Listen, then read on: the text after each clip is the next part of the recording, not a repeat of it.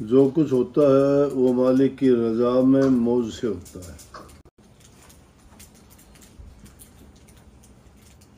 लेकिन कई बार ऐसा होता है कि आदमी संगति पाके उस संगति से अच्छी संगति मिलती है तो वो बिगड़ा हुआ भी सुधर जाता है, और बुरी संगति मिलती है तो सुधरा हुआ भी बिगड़ जाता है। संग दोष कहते हैं इसको। मेरा भी बचपन में कोई ऐसा इरादा नहीं था कि मैं किसी गुरु के पास जाऊं। जानता ही नहीं था कि नाम क्या होता है, मंत्र क्या होता है, गुरु क्या होता है, क्यों गुरु करना चाहिए। मेरी माँ थी, वो महाराजियों के पास जाती थी। इतना जरूर पता था कि सत्संग में जाती है। पूछता था बार बार। थोड़ा बड़ा हो गया तो फिर मैंने इस बात को ये भी कह दिया, माँ क्यों खाम किस लिए जाते हो, क्या मिलता है सत्संग में। तो बहुत कुछ समझाती थी, लेकिन वो बात मुझे समझ में नहीं आती थी, और वो बात देर तक समझ में नहीं आई।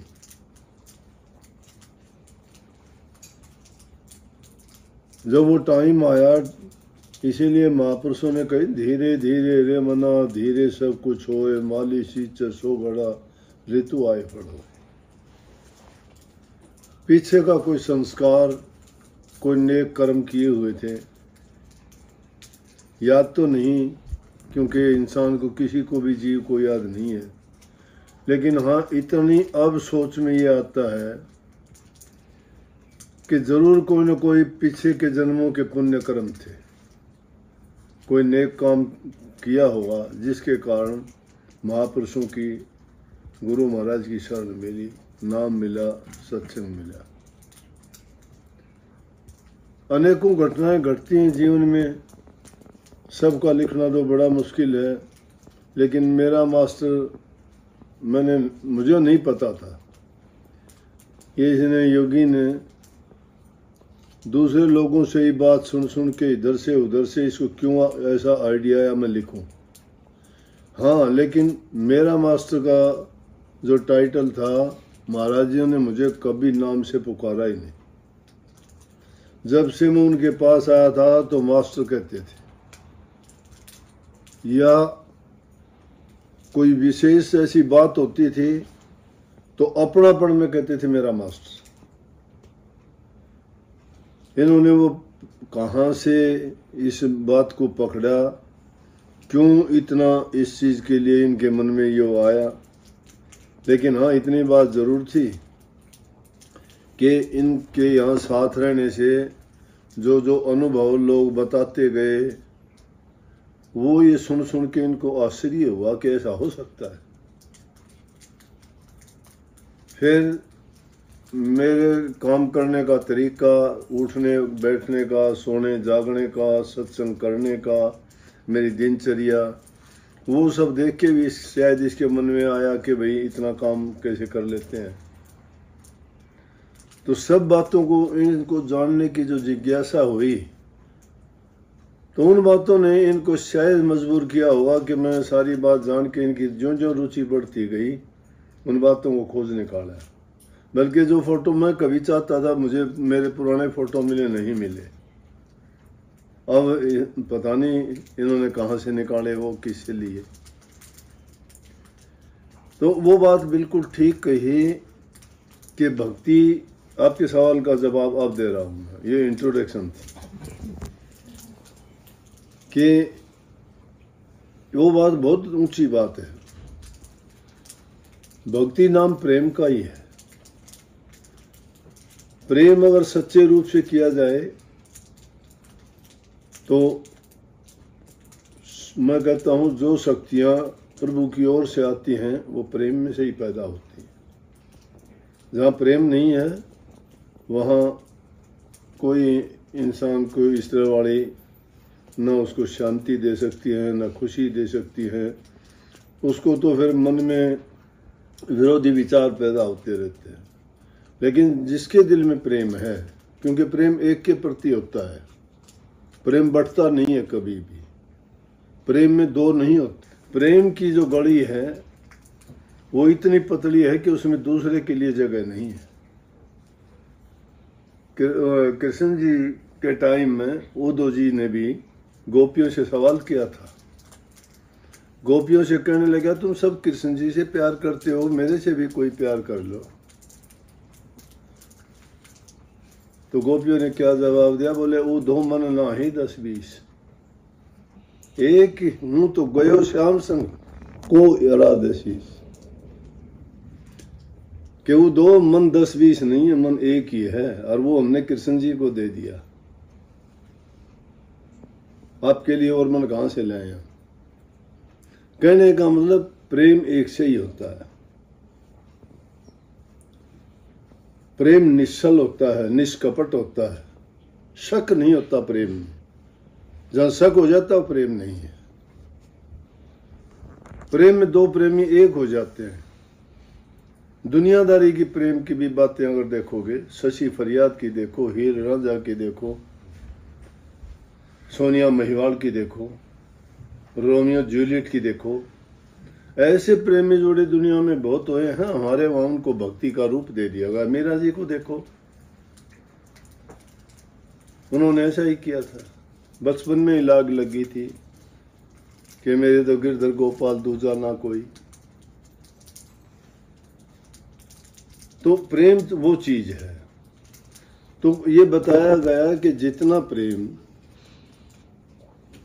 प्रेम हम अपनी संतान से करते हैं, कितने मन से करते हैं, उनको किसी बात का बुरा नहीं मानते, उनको हर सुख देना चाहते हैं। वो चाहे हमें कुछ भी कहे, कुछ भी कर ले, फिर भी उसको अपना के रखते हैं। वो जिनसे हमें कितना स्वार्थ वो पूरा करते हैं। लेकिन सतगुरु जो हमारा अगम का रास्ता बुहार देते हैं, दुनियादारी के कांटे साफ कर देते हैं, हर प्रकार से हमें सुख, शांति, खुशहाली का रास्ता बताते हैं। सुखी जीवन जीना, चरित्रवान बनाना, भक्ति के रास्ते पे चला के मुक्ति के दर तक पहुंचाना, सबसे मुख्य काम यह है। तो गुरु से अगर इतना प्रेम, इतनी बात तुलसी साहब की पत्नी ने कही थी, जो आज हम गोस्वामी तुलसीदास जी कहते हैं। रामायण इतने बड़ा ग्रंथ उन्होंने लिखा, उन्होंने भी प्रेम के बस होके लिखा था। वही प्रेम पहले वो अपनी पत्नी से था। तुलसी साहब दास की जब शादी होगी, उनकी पत्नी एक रात के लिए अपने घर चली गई। रात में ही नींद नहीं आई उसको अपनी पत्नी के बिना, इतना प्रेम था। उसी रात चल दिए। रास्ते में जंगल पड़ता था, खूंखार जानवर रहते थे, कोई डर नहीं, प्रेम, दूसरा सवाल नहीं, कोई नहीं, डर नहीं, भय नहीं, चिंता नहीं। जंगल को चीरते हुए गए, आगे नदी आ गई, पानी ठाक के मार रही है, निकलने का रास्ता नहीं। क्या देखता है, इतनी देर में एक मुर्दा आ गया पानी में तैरता हुआ। उसने सोचा लकड़ है, उसके ऊपर बैठ के नदी के पार चला गया, उसको किनारे पे डाल दिया। निकलते ही किनारे पे गया था, किनारे पे अटक गया, आप निकल गया, छोड़ दिया उसको। पत्नी के गांव गया, जाके देखा अब रात के टाइम कैसे बोलूं, चोरी है, घर में चढ़ने के लिए इधर उधर देखा तो देखा कि अगर रस्सा लटका हुआ है, रस्से को पकड़ के घर में चला गया। जब उसकी पत्नी ने देखा, देख के हैरान हो गई। रास्ता जब इंसान का बदलता है तो एक ही वचन काम कर देता है। बुल्ले शाह उसको कहता है, गल एक नुक्ते भी चमुकदी है। एक नुक्ते में ही गल सारी बात खत्म हो जाती है, पूरी हो जाती है। एक अल्फो 2 3 4 हुए, फिर लख करोड़ हजार हुए, फिर ओथों बाद हजार हुए।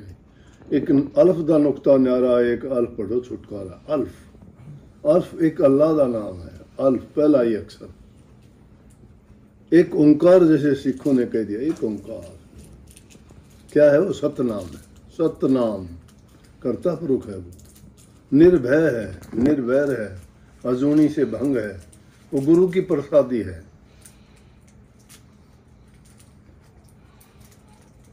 तुलसी साहब गए, पत्नी हैरान देख के कहने लगी कैसे आए, कि दिल नहीं लगा, आपके बिना रह नहीं सकता। ऊपर कैसे चढ़े, कि रस्सा तो था, एक रस्सा लटक रहा था, जाके देखा सांप, काला सांप। देख के कहने लगी तो काला सांप इंसान को अगर छू जाए तो मर जाता है, बचता ही नहीं। लेकिन भाभी देख के बोली देख लिया। बोला नदी पार कैसे की, नदी के पास जाके देखा तो मुर्दा पड़ा है। बोले मैं समझा लक्कड़ है, देखा ही नहीं उसको, क्या पता ही नहीं, उसको होश ही नहीं था।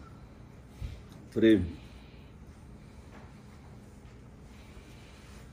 देख के उसके प्यार को कितनी अच्छी बात उस औरत ने उस टाइम में कह दी उसको। तुलसी साहब का जीवन बदल दिया। कहने लगी जितनी नीत हराम में, कि ये हराम की चीजें हैं, पत्नी से प्यार, दुनिया से प्यार, धन से प्यार, घर से प्यार, क्या प्यार मोहब्बत है ये हराम की बात है। हराम का मतलब ये बेकार की बात है, जिनमें फिजूल, जिनका कोई महत्व नहीं, कोई मतलब नहीं, कोई लाभ नहीं। कि जितनी नीत हराम में उतनी हर में हो, कि जितनी आराम की चीज़ों में तूने जो ये प्यार लगाया है, मन लगाया है, ये अगर तुम परमात्मा के नाम में लगाता तेरा पार उतारा हो जाता। एक स्त्री के लिए इतना प्रेम तेरा। उसी टाइम तुलसी साहब छोड़ के चल दी है, दिमाग बदल गया एक ही बात से। इस वचन ने जीवन का रास्ता बदल दिया। जो तुलसी साहब अपनी पत्नी को एक रात के लिए नहीं छोड़ सकता था, उसने सदा के लिए छोड़ दिया, निकल गया।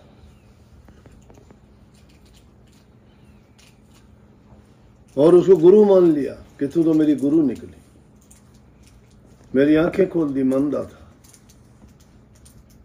उसके बाद तुलसी साहब ने 12 बरस तक जाके शिक्षा ग्रहण की, तप किया, साधना की, और वही तुलसी दास फिर तुलसी साहब बन गए। ये प्रेम था। दूसरी मिसाल, एक औरत का पति रूस गया। पतिव्रता स्त्री का प्रेम भी वैसा ही प्रेम है जैसे परमात्मा से भगत का प्रेम। उससे भी शक्ति मिलती है आदमी की कंसंट्रेशन ऑफ माइंड से। मन की वृत्तियों का बिखराव है हमारा दुनिया में, धन के प्रति है, संतान के प्रति है, जायदाद के प्रति है, सुख के प्रति है, शांति चाहते हैं, हर जीवन की खुशी चाहते हैं, बिखराव है। ये इंद्रिय सुख है, ये भोग पदार्थ हैं, और वो भोग से रोग पैदा होता है, रोग से शोक हो जाता है। फिर भोग, भोग के बाद में रोग, रोग के बाद में शोक, दर्द, पीड़ा, तकलीफ। कारण कहाँ से पैदा हुआ? भोग से। ये भोग्य पदार्थ हैं जो इंद्रियों के सुख तो देते हैं लेकिन बाद में दुख का कारण बन जाते हैं। परंतु स्त्री एक पति से अपने प्यार करती है, सब कुछ अपना उसमें लगा देती है। एक स्त्री का पति रूस गया, पतिव्रता स्त्री थी, वो भागी हुई जा रही थी।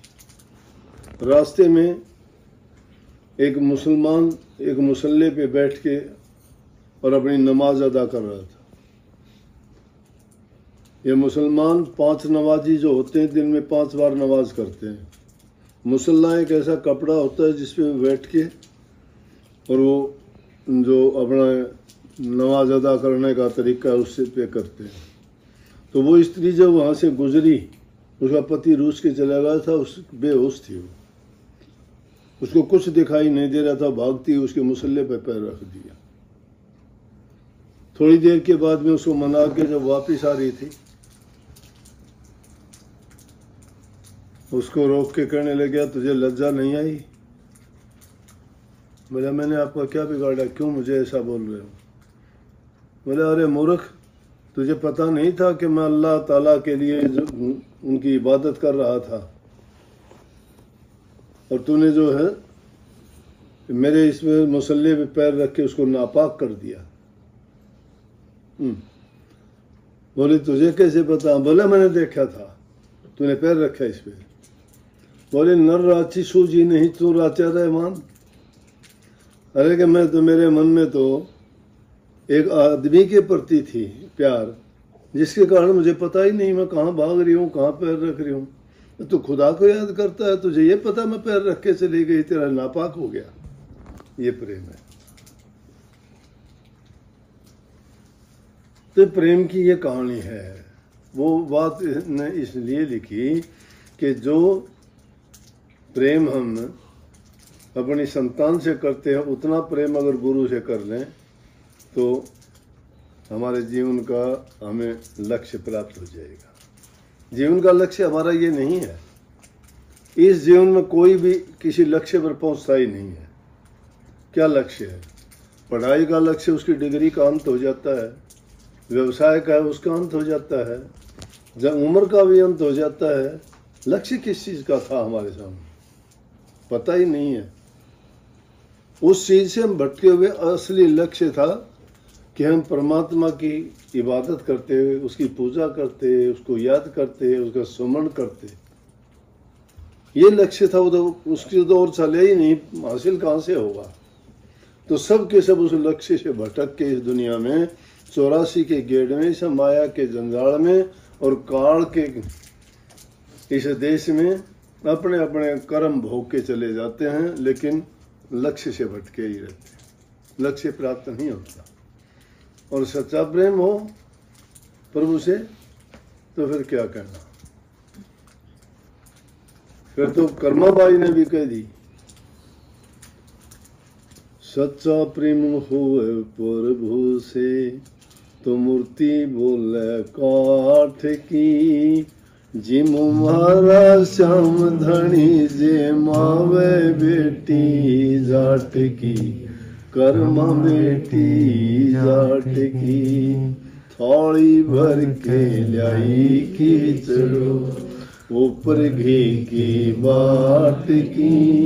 जिमो मारा श्याम धनी जे मावे बेटी जाट की रे कृष्ण बेटी जाट की।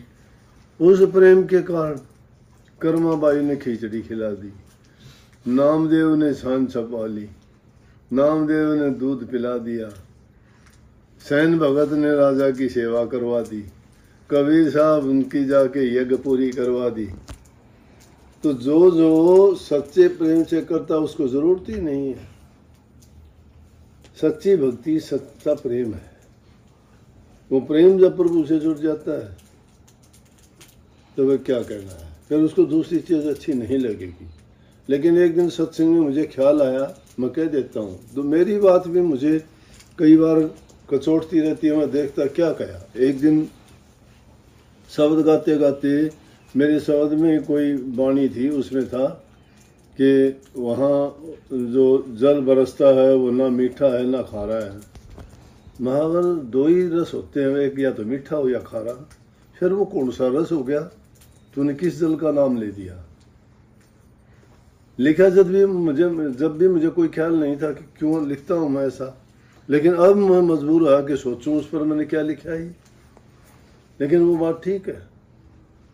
उस रस का तो कोई जो आनंद है उसको बताने वाली चीज ही नहीं। खाटा और मीरा तो इंद्रिय भोग का है, उनसे तो हम जांच के कर सकते हैं। लेकिन जो आत्मिक रस है उसका स्वाद इन इंद्रियों से पता नहीं चलता, वो अनुभव होता है।